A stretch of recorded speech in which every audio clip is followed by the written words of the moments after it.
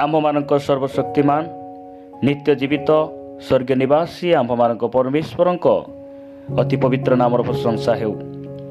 प्रभु आपण मानंकु और मते ताहांक जीवंत शक्ति विशिष्ट और कार्य साधक वाक्य प्रति मनोयोगी हेबा निमंते पुनर्बार एही अवकाश आम्भमानंकु देइथिबारु मु परमेश्वरंकु हृदय सहित धन्यवाद ज्ञापन करे एवं आजिर बाइबल अध्ययन रे मु प्रभुंको दास भावरे आपण समस्तंकु आम्भमानंकर उद्धारकर्ता प्रभु यीशु ख्रीष्टंक अति पवित्र और बहुमूल्य नाम रे प्रेम नमस्कार जनाए।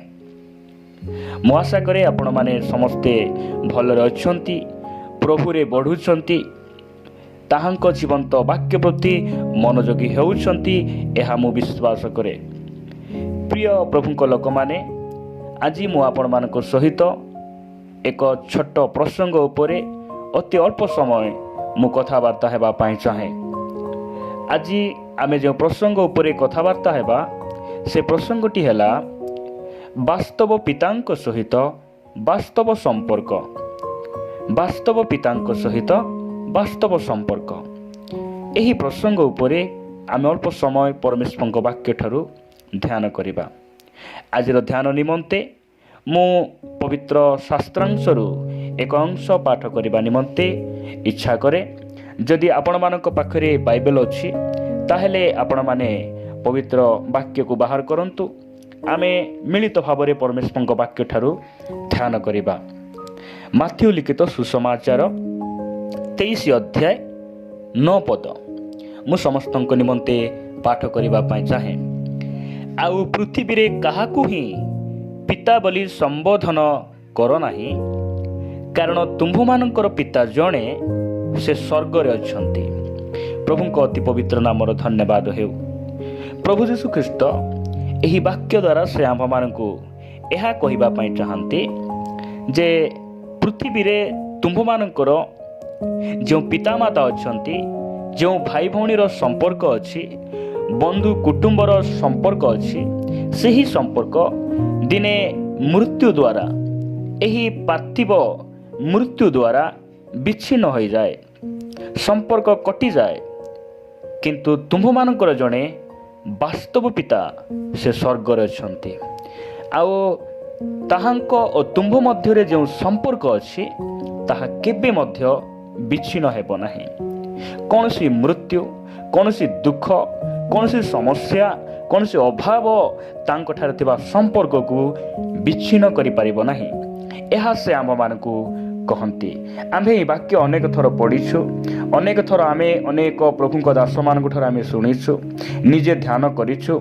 एही वाक्य रे प्रभु यीशु ख्रीष्ट से एहा कहिबा पई चाहुनांती जे तुम्भ मानकर जो पितामाता अछंती सेमानकर अनाज्ञाबह हुओ। तुम्भ मानकर जो पितामाता अछंती सेमानंकु तुमे असमादर कर, एहा से कहिबा पई चाहुनांती।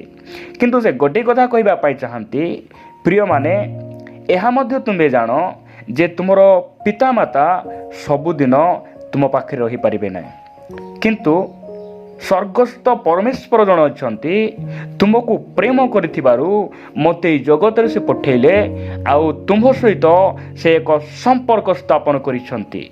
सही संपर्क एहा एक वास्तव संपर्क अटे। सही संपर्क एक प्रकृत संपर्क अटे।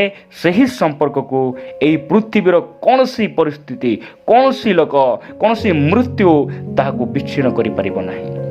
एही वाक्य परमेश्वर प्रभु यीशु ख्रीष्ट एहा से आम मानकु कहिबा पई चाहंती। गीत 139 एक पदरु 3 पद मु आपण मानक निमंते पाठ करिबा पई चाहे। हे सदा प्रभु, तुम्भे मोहर अनुसंधान करिअछ और मोहर परिचय नै अछ। तुम्भे मोहर बसिबार और उठिबार जानुअछ। तुम्भे दूररु मोहर संकल्प बुझुअछ। तुम्भे मोहर गमन और शयन अनुसंधान करुअछ आ मोहर सकल गति जानुअछ। प्रभुंक नामर धन्यवाद हेउ। दाऊद महाराज एठारे से प्रकार लिखंती। समय थिला दाऊद से 7 भाईंकर योग्य नथिले, अपना पिता जिसींकर योग्य नथिले, ମାତ୍ର ଜଣେ ବାସ୍ତବ ପିତା ତାଙ୍କୁ ଜାଣିଥିଲେ। ସେଥିପାଇଁ ମେଷଶାଳାରୁ ତାଙ୍କେ ଉଠେଇ ରାଜାର ସିଂହାସନରେ ବସାଇଲେ। ଆଜି ମୁଁ ପ୍ରଭୁଙ୍କ ଦାସ ଭାବରେ ଆପଣମାନଙ୍କୁ ଉତ୍ସାହିତ କରିବା ପାଇଁ ଚାହେଁ। ହେଇପାରେ ଆପଣ ପିତାମାତାଙ୍କର ଆପଣ ପସନ୍ଦ ହେଇ ନପାରନ୍ତି, ଯୋଗ୍ୟ ହେଇ ନପାରନ୍ତି। ହେଇପାରେ ଆପଣମାନଙ୍କୁ ଆପଣ ଭାଇମାନଙ୍କର ଆପଣ ଯୋଗ୍ୟ ହେଇ ନପାରନ୍ତି, କିନ୍ତୁ ଆପଣଙ୍କର ଜଣେ ବାସ୍ତବ ପିତା ସ୍ୱର୍ଗରେ ଅଛନ୍ତି। ଆଉ ସେ ଆପଣମାନଙ୍କର ପରିଚୟ ସେ ନେଇଛନ୍ତି। ହେଇପାରେ ଆମର ପରିଚୟ ଆଜି ସରକାର ପାଖରେ ନଥିବ, ଆମର ପରିଚୟ ଆଜି ସମାଜରେ ନଥିବ, ଆମର ପରିଚୟ ଆଜି କୌଣସି ଡିପାର୍ଟମେଣ୍ଟରେ ନଥିବ, ମାତ୍ର ଆମର ପରିଚୟ ଆମମାନଙ୍କର ବାସ୍ତବ ପିତା ଜାଣନ୍ତି।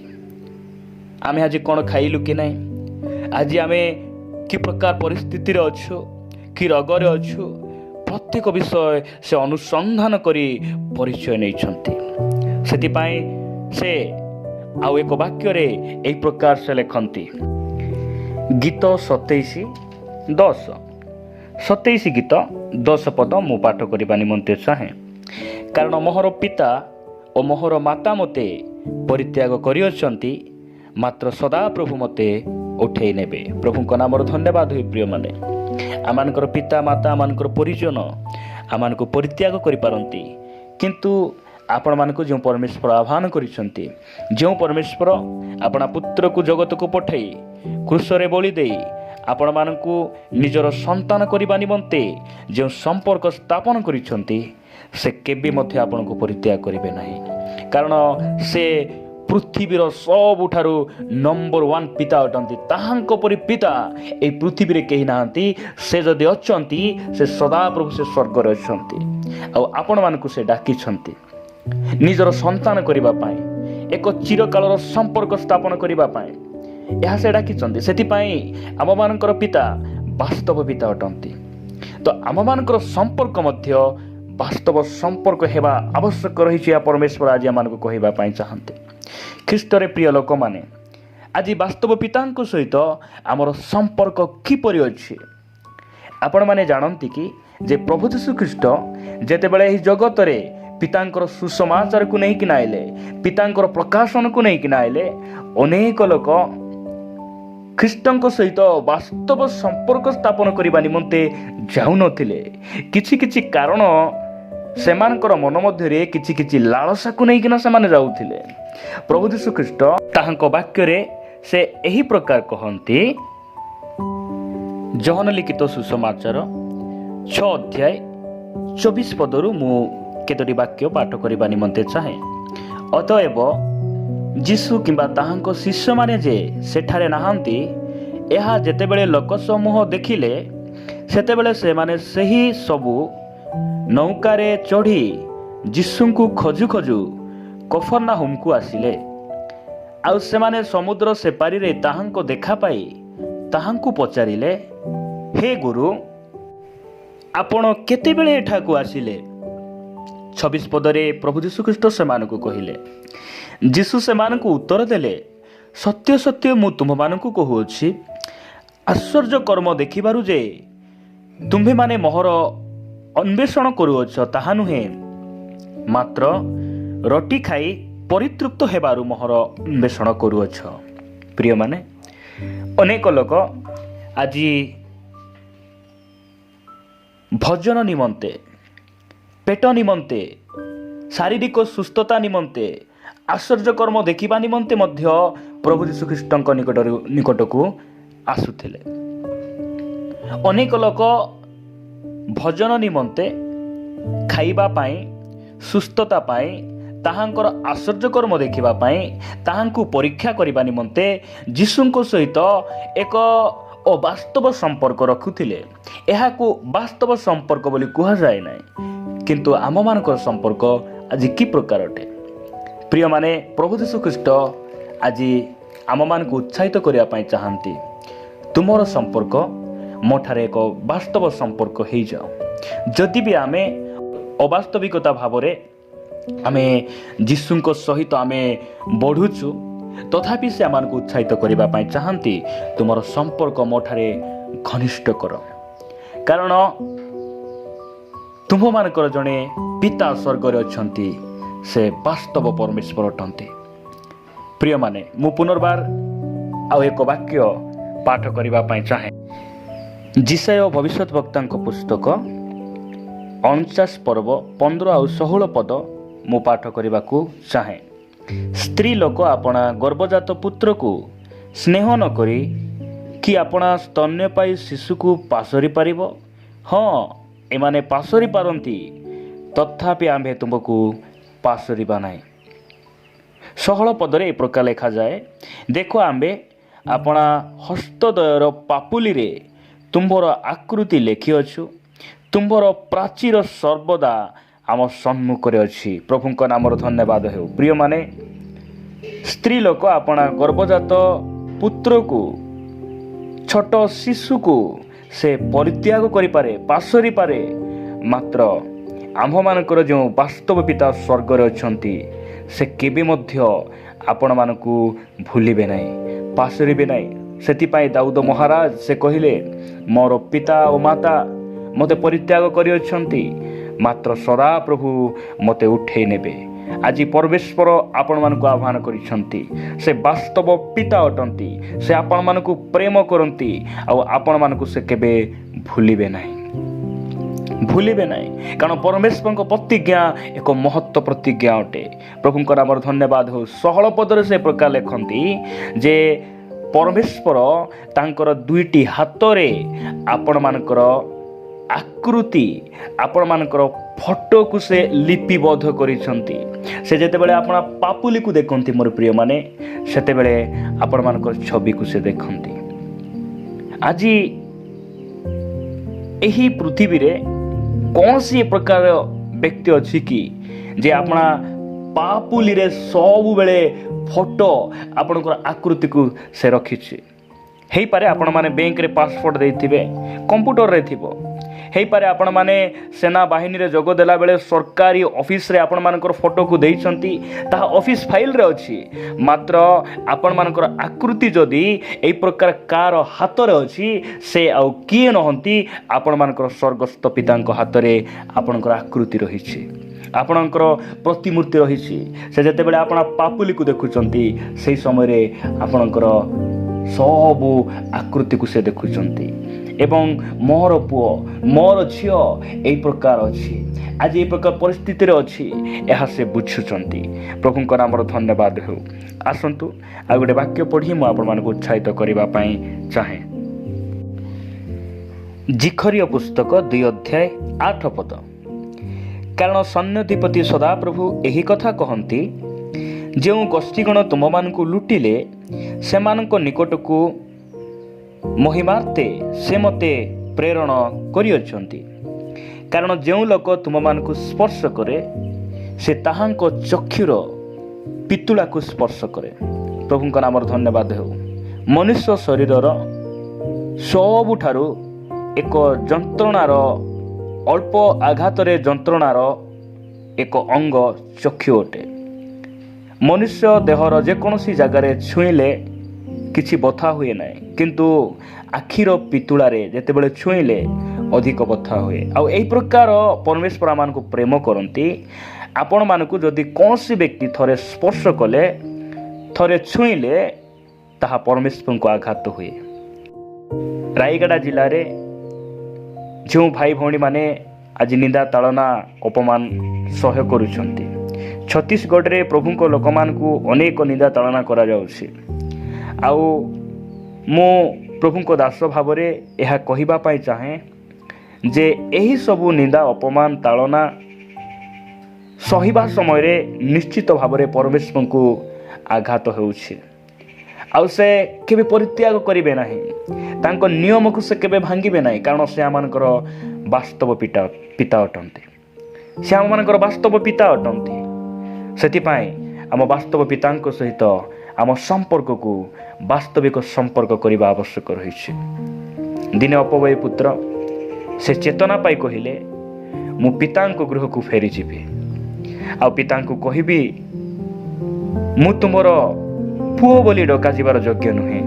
ଲୁକ ଲିଖିତ ସୁସମାଚାର 15 ଅଧ୍ୟାୟ 17 ପଦ, ମାତ୍ର ସେ ଚେତନା ପାଇ କହିଲା, ମୋର ବାପାଙ୍କ କେତେ ମୂଲ୍ୟାଙ୍କର ଖାଦ୍ୟ ବଳି ପଡ଼ୁଅଛି, କିନ୍ତୁ ମୁଁ ଏଠାରେ ଭୋକରେ ମରୁଅଛି। 18 ପଦ, ମୁଁ ଉଠି ମୋର ବାପାଙ୍କ ପାଖକୁ ଯିବି ଓ ତାଙ୍କୁ କହିବି, ବାପା, ଈଶ୍ୱରଙ୍କ ବିରୁଦ୍ଧରେ ଓ ତୁମ୍ଭ ବିରୁଦ୍ଧରେ ମୁଁ ପାପ କଲି। 19 ପଦ, ତୁମ୍ଭ ପୁଅ ବୋଲି ଡକାଯିବାର ମୁଁ ଆଉ ଯୋଗ୍ୟ ନୁହେଁ, ମୋତେ ତୁମ୍ଭର ଜଣେ ମୂଲିଆ ପରି ରଖ। ଲୁକଲିଖିତ ସୁସମାଚାର 15 ଅଧ୍ୟାୟ 17 ପଦରୁ 19 ପଦ ପର୍ଯ୍ୟନ୍ତ ପାଠ କରିବା। ମାତ୍ର ସେ ଚେତନା ପାଇ କହିଲା, ମୋର ବାପାଙ୍କ କେତେକ ମୂଲିଆଙ୍କର ଖାଦ୍ୟ ବଳି ପଡ଼ୁଅଛି, କିନ୍ତୁ ମୁଁ ଏଠାରେ ଭୋକରେ ମରୁଅଛି। ମୁଁ ଉଠି ମୋର ବାପାଙ୍କ ପାଖକୁ ଯିବି ଓ ତାଙ୍କୁ କହିବି, ବାପା, ଈଶ୍ୱରଙ୍କ ବିରୁଦ୍ଧରେ ଓ ତୁମ୍ଭ ବିରୁଦ୍ଧରେ ମୁଁ ପାପ କଲି। ତୁମ୍ଭ ପୁଅ ବୋଲି ଡକାଯିବାର ମୁଁ ଆଉ ଯୋଗ୍ୟ ନୁହେଁ, ମୋତେ ତୁମ୍ଭର ଜଣେ ମୂଲିଆ ପରି ରଖ। ପ୍ରିୟମାନେ, ଆମେ ଜାଣୁ ଯେ ଏହି ସାନ ପୁଅ ଅର୍ଥାତ୍ ଅପବିୟ ପୁତ୍ର ପିତାଙ୍କ ଠାରୁ ଅନେକ ସମ୍ପତ୍ତି ନେଇ ଦୂରଦେଶକୁ ଯାଇ କଦାଚାରରେ ସମ୍ପତ୍ତି ଉଡ଼େଇଲା ପରେ ଖାଇବାକୁ ମଧ୍ୟ ସେ ଖଣ୍ଡେ ଖାଇପାରୁନାହିଁ। ସେ ଜଣେ ଲୋକର ଆଶ୍ରୟ ନେଉଛି। ଏହା ଜଣେ ବ୍ୟାକସ୍ଲାଇଡ୍ ଖ୍ରୀଷ୍ଟିଆନର ଏକ ଉଦାହରଣ ଅଟେ। ପ୍ରଭୁ ଯୀଶୁ ଖ୍ରୀଷ୍ଟ ଏହି ଲୁକଲିଖିତ ସୁସମାଚାର 15 ଅଧ୍ୟାୟରେ ସେ 3ଟି ଦୃଷ୍ଟାନ୍ତ ଦ୍ୱାରା ଏକ 4 ପ୍ରକାର ବ୍ୟକ୍ତିତ୍ୱକୁ ସେ ପରିପ୍ରକାଶ କରନ୍ତି। ହଜିଥିବା ମେଣ୍ଢା, ହଜିଥିବା ସାନ ପୁଅ, ହଜିଥିବା ବଡ଼ ପୁଅ ଏବଂ ହଜିଥିବା ମୁଦ୍ରା। ଏହି 3ଟି ଦୃଷ୍ଟାନ୍ତ ଦ୍ୱାରା ସେ 4 ପ୍ରକାର ବ୍ୟକ୍ତିତ୍ୱକୁ ସେ ପରିପ୍ରକାଶ କରନ୍ତି। ଆଜି ଆମେ ଦେଖୁଛୁ ଯେ ଅପବିୟ ପୁତ୍ରଙ୍କର ଅବସ୍ଥା ଏ ପ୍ରକାର କାହିଁକି ଅଟେ ନା, ଏକ ବାସ୍ତବ ପିତାଙ୍କ ସହିତ ସମ୍ପର୍କ କଟି ଯାଇଥିବାରୁ ସେ ମନୁଷ୍ୟର ଆଶ୍ରୟ ନେବାକୁ ପଡ଼ୁଛି, ମନୁଷ୍ୟ ଉପରେ ନିର୍ଭର ରଖିବାକୁ ପଡ଼ୁଛି। ଜଣେ ମନୁଷ୍ୟ ଜଣେ ମାଲିକଙ୍କ ଘରେ ରହି ସେ ଘୁଷୁରି ଚରାଇବାକୁ ପଡ଼ୁଛି।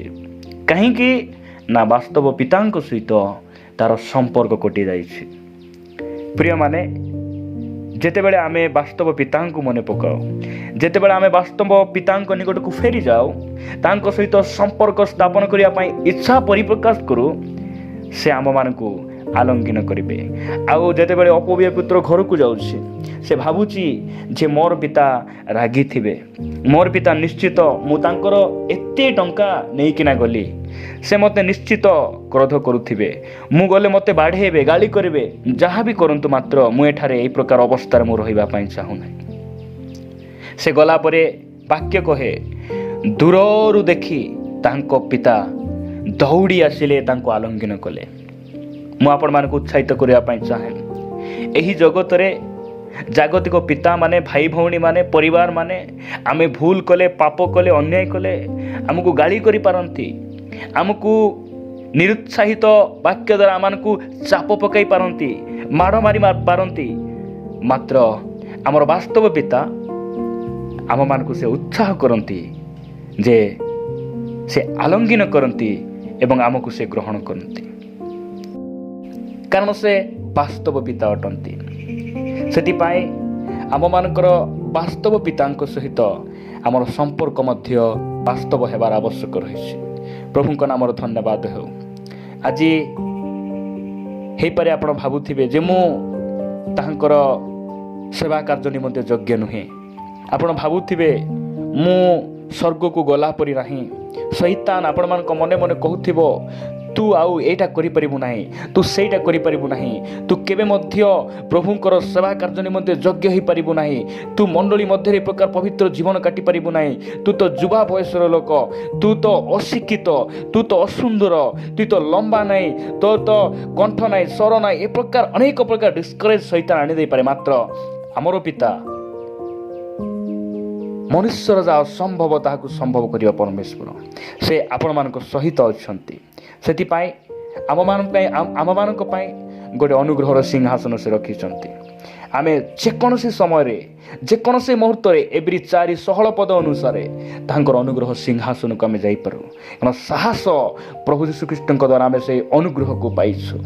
ପ୍ରିୟମାନେ, ଆସୁ ଆମେ ଆମମାନଙ୍କ ପରମେଶ୍ୱରଙ୍କ ସହିତ ଆମର ସମ୍ପର୍କକୁ ବାସ୍ତବ ସମ୍ପର୍କ କରିବା। ମୁଁ ଆଉ ଅଧିକ ଆପଣମାନଙ୍କୁ କହିବା ପାଇଁ ଚାହେଁ ନାହିଁ। ପ୍ରଭୁ ଏହି ଛୋଟିଆ ବାକ୍ୟ ଦ୍ୱାରା ଆମ ସମସ୍ତଙ୍କୁ ପ୍ରଚୁର ଭାବରେ ଆଶୀର୍ବାଦ କରନ୍ତୁ। ଆମେନ୍।